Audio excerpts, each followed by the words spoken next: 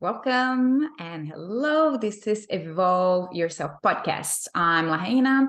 I'm a confidence and freedom coach. I support ambitious women that feel like they're driving nowhere fast to build on their confidence and create more freedom and have an impact in their own way. I'm here to share my learnings, life experiences in order to create thought-provoking conversation in a variety of topics, from healing and coaching modalities to health hacks and entrepreneurial tips. This is the place for inspiration, sharing, learning, questioning, and exploration to lead you to your next breakthrough and the path to evolve yourself.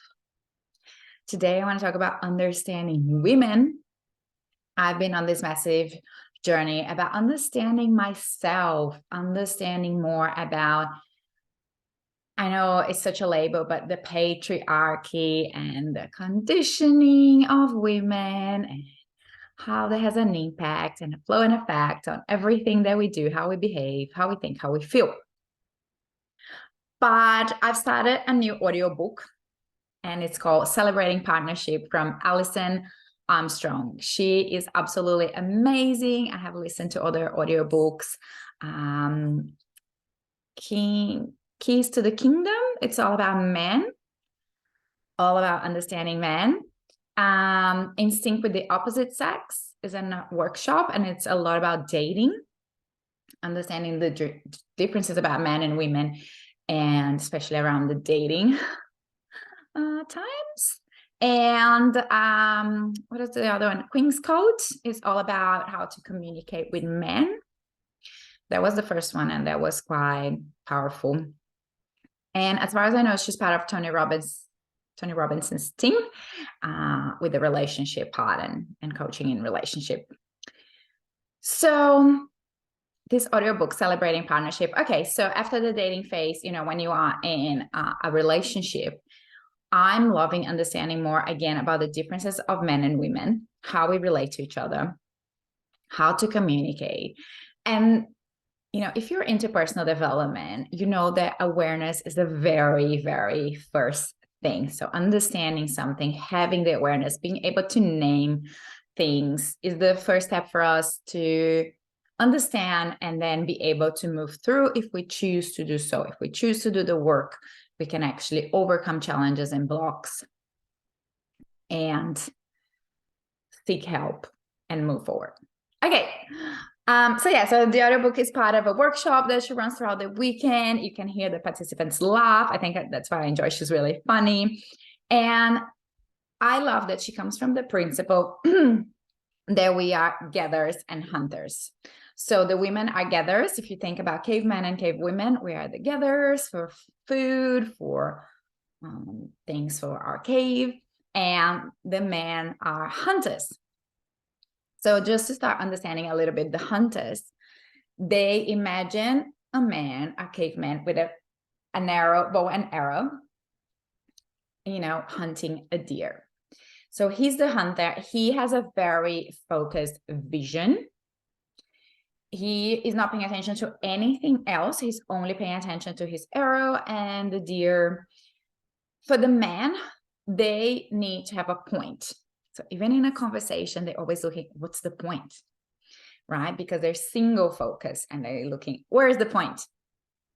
And they don't really have any awareness about anything else that's happening around them. And they usually have a point and they usually have a plan. How am I going to get to that point? How am I going to get from A to B to cause a result? So women are completely different beings. This is how we are wired, literally from our insides, from our instincts. So we are gatherers. We would go out of the cave into the wild. And what we have is a very peripheral vision. So we can see everything and we're actually paying attention to everything and everything is talking to us. So we need to know what's safe to eat, what's not safe to eat, what can kill our whole village, what, we will operate on instincts, we operate on connecting with nature. And we have this very diffuse awareness, and everything is important and everything is calling our attention. And not just that, we also have the need to communicate. That's when women are chatty. Because when we go and we find a berry that is good to eat, or we find the plant that we should not touch because we're going to die, we have to then report and communicate with the other women, the other gatherers. They might have gone to other locations, or they might be in the cave, right? So we need to be able to explain every single detail and everything that we saw and everything that we felt and why. And obviously guys are not like that. They're not very chatty at all. They go get the deer, come back home, here's dinner. So because we have this peripheral vision, and you can relate to moms, you know, it's almost like you have the constant awareness. Where's my baby? Where are my babies? What are they doing? At the same time, I'm doing a lot of things. So we have this ability to multitask. So talking about awareness again, first of all, understanding that I used to judge myself and criticize myself because I'm always multitasking and doing 1,000 things at once. And as soon as I understood that it's wired in my ways of being to be this way, and it's completely normal, I can then be like, wow, I don't have to be so hard on myself. Yeah, I get to choose, you know, to focus on particular things and be present, but I can understand that my whole being is wired to multitask and pay attention to everything all at once. And not just pay attention, but like I said, everything is actually talking to me. And when you think about household, you know, when you have socks on the floor and the dishes are dirty and you have to do the laundry and the bed's not made, but also you have a party coming up on the weekend that you need to sort out how you're going there and what are you going to wear. And then at the same time, your husband wants to get flirty and have sex. In this moment, it's like everything is screaming at you. It's not that one thing is more important than the other. Everything is important, and everything is literally screaming at you. So women, let me know, does this resonate? Does this make sense? When she was saying that, I was like, yes, you know, and that gives me comfort that someone understands, and it's not just me, and I'm not crazy. And I work from home, for example. In the morning, I have to make sure my house is actually impeccable so I can sit and do work, because I wouldn't be able to do so if the dishes are in the sink, I have laundry to do, and I have this and this and that to do. And if you go into the office, you might even spend the whole day thinking about the stuff there is in the house that you need to get done, right? So can you see how, again, this can take away from being present in the moment, can take away from being focused, from doing one thing at a time. And this is what it is to be a woman. So huge piece of awareness here, and huge piece for us to make peace with that, be compassionate to ourselves, and then understand. And again, choose at every moment. If I want to really focus on my workload right now, I have some tools and strategies, you know, put my phone down. I don't know, I set myself up for maybe half an hour to focus on something. I hope this is making sense. Another really funny example was that as women, leaving the cave was really dangerous, first of all. And when we leave, we feel like we're leaving traces for the tiger to come and find us in the cave. And not just us, but our babies, our families. So if you think about these days and now, if you feel challenged about leaving your house more than once or twice a day, again, that instinct, that subconscious mind is a protection mechanism saying, you're leaving traces for danger. You are, as women, we have the need to feel safe, you know. So imagine for us being smaller than men, being not so physically strong as men, not being hunters, not being protectors and providers. We are the supporters. So we actually need that safety. So leaving the house can be a challenge.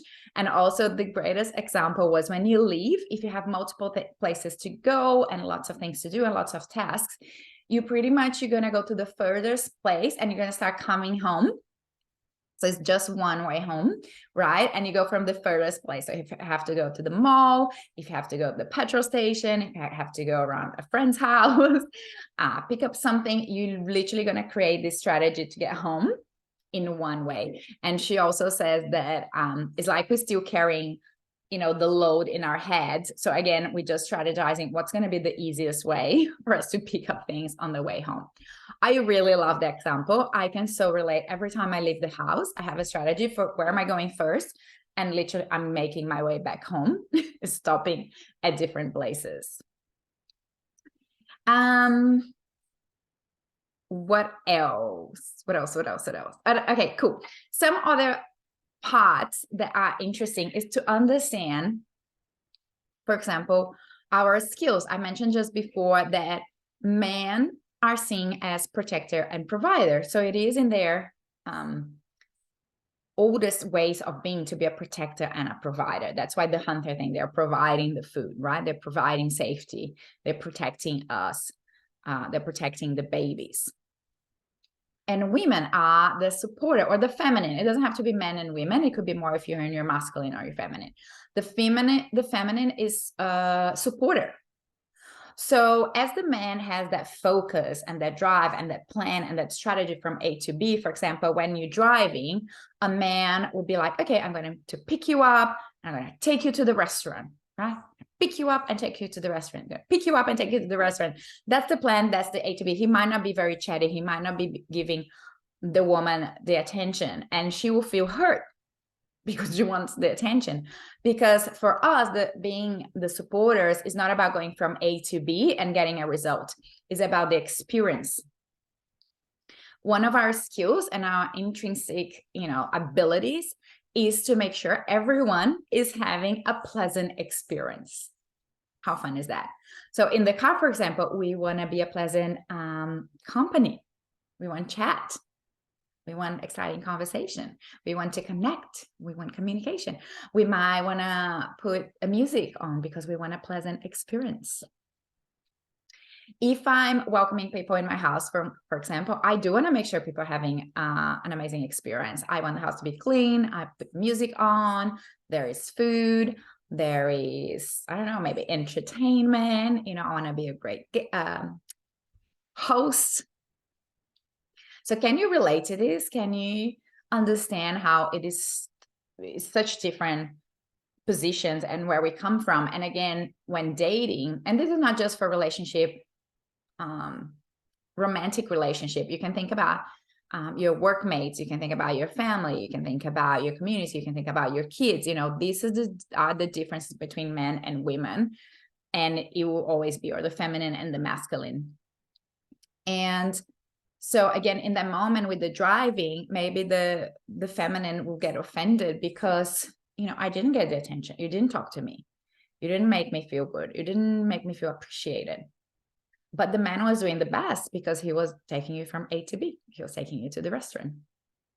So again, the awareness and the understanding can help you so much with your relationships, to understand that no one is misbehaving. No one is doing something to cause drama or stress or to make you feel rejected. It's just the way that the masculine and the feminine are.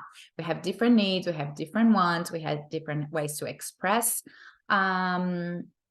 acknowledgement or appreciation for each other. The thing about being the supporters as the feminine is that the supporter is not as valued in our society, in our modern recent society. So what's happening is that everyone wants to be the protector and provider, and then there's a lack of support. And again, you can see that in families, relationships, because we live in a very masculine driven society, driven for results. And again, our different desires. So for the woman, for the feminine and women, our biggest desires are to be seen, heard, and understood. And this is massive because a lot of women don't even know that that's their deepest desire. They might know that they want to be in a relationship. They might know that they want the man to, appreciate them. But if you listen and think about and listen to your heart, do you want to be seen, heard, and understood? And feel safe. I think with the understood is also feeling safe physically and emotionally. And this is a big part of my coaching business. And I'm so passionate about helping women in building that self-confidence, in creating a life that they love, in feeling safe to be seen. Because if you want to be seen, you have to allow yourself to be seen. That's a huge step. You know, you have to be vulnerable, be literally naked in your soul, right? So, and naked in like in your physical body as well. So how do you feel even when I say these words? Do you see yourself? Do you take time to put the guard down and be vulnerable and put your clothes down with the lights on and let the masculine see you? And we want to be heard. That's the second huge thing that I work on with my clients, is being able to speak our truth. If we want to be heard and we have this deep desire to feel heard, we have to be able to speak, communicate, ask for all we want, create safe boundaries, express our boundaries, say no,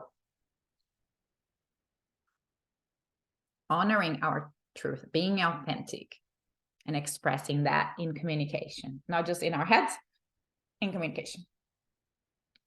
And being understood or feeling safe.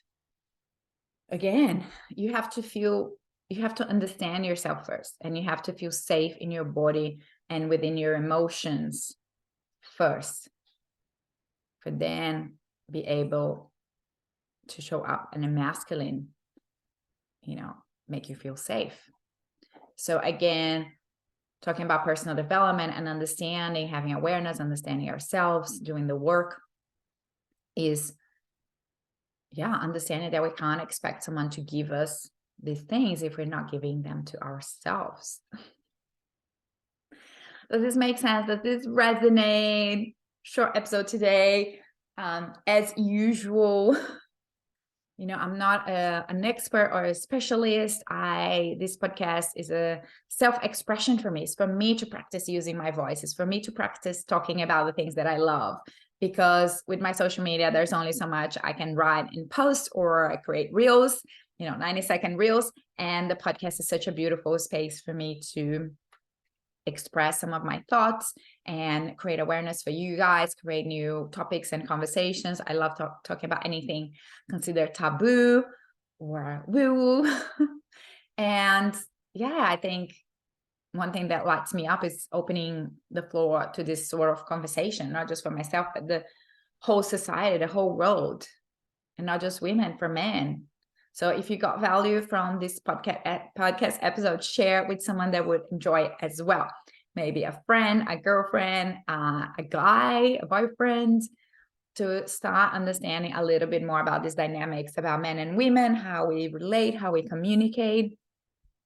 I love uncovering all of this, because partnerships can be hard, because especially with the female and male, or feminine and masculine, because there's so many differences. So the more we understand, the better we can operate together in partnership.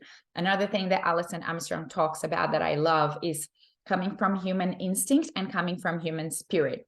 So a lot of the things that I share with you guys is coming from human instinct, survival mode, very old part of our brain, all wired for survival. The most recent developed part of our brain, which is the rational mind, is the forefront of our brain, is still, I feel like we're still trying to catch up. We evolve so fast that the three parts of our brain don't talk to each other. And it's almost like we're still trying to adapt. And a lot of the times, it's like we're fighting with ourselves between our instinct and human spirit.